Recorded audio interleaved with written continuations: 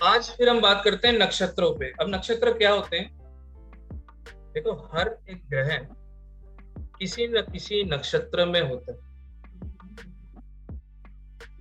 अब नक्षत्र हमारे पास 27 नक्षत्र हैं। कुछ लोग ये भी कहते हैं भाई हमारे पास 28 नक्षत्र हैं, लेकिन जो 28वां नक्षत्र है उसे अभिजीत नक्षत्र बोला जाता है। लेकिन वो जो नक्षत्र है वो किसी भी राशि मंडल में नहीं आता।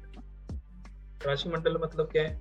जब भी हम राशियों का गोचर करते हैं, राशियों को घूमते हैं, हर राशि में लगभग 3 नक्षत्र आते हैं, लेकिन अभिजीत नक्षत्र उस लाइन में कहीं पे भी नहीं है, इसलिए उसको नहीं लिया जाता। लेकिन अभिजीत नक्षत्र कभी ना कभी मुहूर्त में यूज किया जाता है, ठीक है?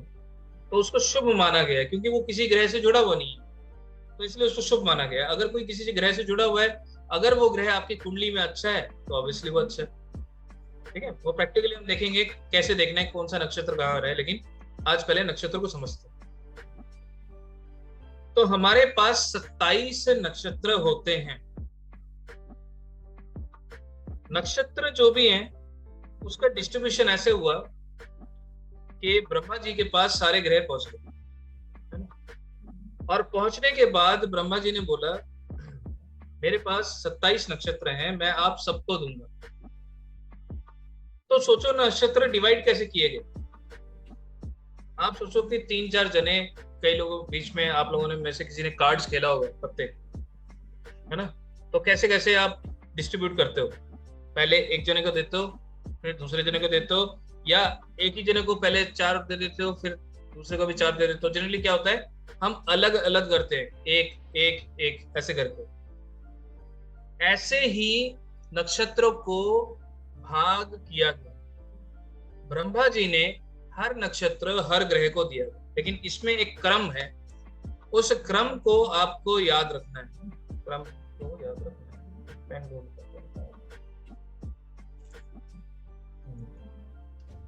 क्रम को याद रखना है जी। इसी क्रम में सारा खेल है। क्रम क्या है? सबसे पहले लाइन में केतु खड़ा था, उसके बाद लाइन में शुक्र, उसके बाद सूर्य, उसके बाद चंद्र, उसके बाद मंगल, उसके बाद राहु, उसके बाद बृहस्पति, उसके बाद शनि, उसके बाद बुध। तो इस क्रम में ये सब खड़े थे। तो ब्रह्मा जी ने सबसे पहले एक नक्षत्र दिया, फिर दूसरे को एक दिया, फिर तीसरे को दिया, ऐसे करके 9 ग्रहों को उन्होंने नक्षत्र डिस्ट्रीब्यूट कर दिए। अब उन्होंने बोला ठीक है अब दूसरा नक्षत्र देता हूं। ऐसे ही करके दूसरा नक्षत्र भी डिवाइड कर दिया गया, दे दिया गया। फिर तीसरा नक्षत्र दिया गया, है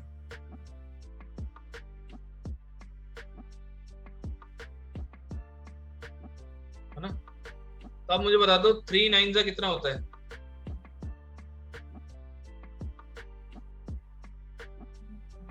चैट पे बता दो।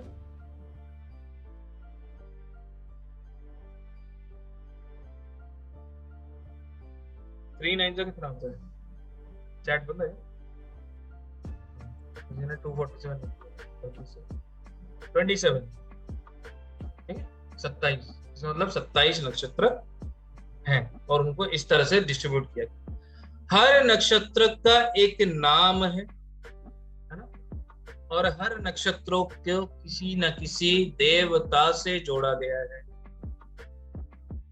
आज हम देवता, नक्षत्र और नक्षत्र के मालिक को समझेंगे, क्योंकि जब भी हमें आगे प्रिडिक्शन करना होगा हम नक्षत्र के मालिकों से ही प्रिडिक्शन कर देंगे।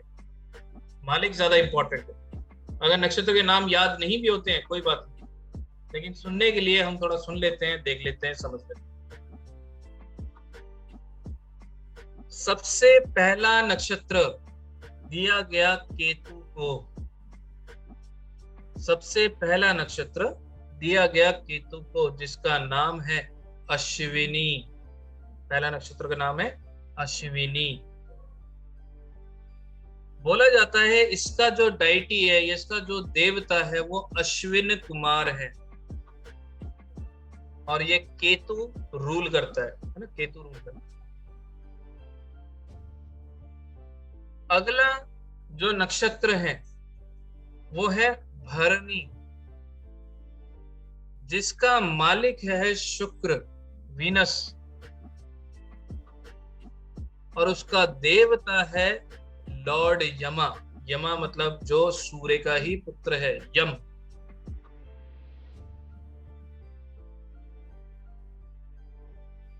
अगला नक्षत्र सीरीज में है कृत्तिका, जो कि या जिसका मालिक है सूर्य, क्योंकि सबसे पहले केतु, शुक्र, सूर्य। कृत्तिका नक्षत्र सूर्य का, जिसका मालिक या देवता है अग्नि, मतलब अग्निदेव। सूर्य के बाद आता है चंद्र। अगला नक्षत्र है भरणी, सॉरी रोहिणी। अश्विनी, भरणी, कृतिका, रोहिणी। रोहिणी, रोहिणी का मालिक है चंद्र, देवता है ब्रह्मा, ब्रह्मदेव। रोहिणी नक्षत्र में कौन से देवता का जन्म हुआ है पता किसी को?